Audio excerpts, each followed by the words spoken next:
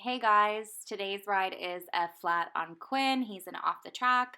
He raced till he was 7. He's had kind of on and off training under saddle just because of my own schedule. So he's typically quite green with things. I like to warm him up really a lot at the walk and do a lot of leg yielding and lateral work because that's kind of where he's lacking, and he's a bit of a noodle still with his body, so I try to connect him a bit. The drawings are just there to keep him from flailing. Sometimes he kind of inverts to a point where I think it might actually hurt his body, so it's not to get his head down, it's just to keep him from kind of going up. So I have misplaced his martingale, and I will get that back on him so I don't have to ride in the draws. But the trot, I like to start out with very little contact and really pushing him forward. He came as a really backwards inverted horse, which is really funny since he raced so much, but he legitimately moved backwards. He's very short stepped in front, never wanted to really engage his hind end, got really high in his head and just kind of wanted to rock back and forth. And you'll be able to see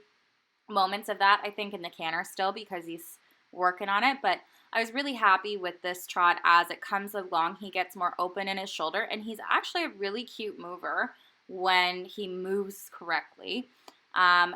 Also trying to keep him in line with himself, so doing lots of different straight lines and different turns where I keep his hind end underneath. That's a nice trot.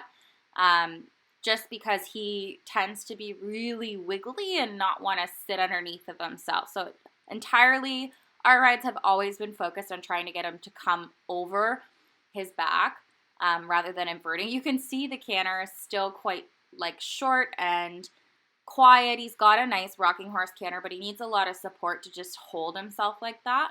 Once he gets moving, I'll get off of his back a little bit and try to open him up that way rather than sitting down and making it harder for him to kind of move forward. But the goal is that he just pushes, and he's got a nice light little feel in his mouth. Lots of walk breaks for him. There, that's better. He's a lot softer and suppler. And then we start to the right. You can see kind of just right at the beginning, he's a little bit up and down, doesn't want to go forward. So once we push through that again, I get off of his back and let him move. He struggles at times, especially at different points in the ring. And then I always finish off, I've taken the draws off here, with a nice big open trot. I want him to want to move forward and reach down. He doesn't have to be in normal tight contact, but he has to want to reach and find a little bit of feel and then push from behind, which he had a really nice trot to finish this ride out. I was really happy with that. And you can see how much more open he is in his shoulder at this point. So I ended up finishing him there, I believe.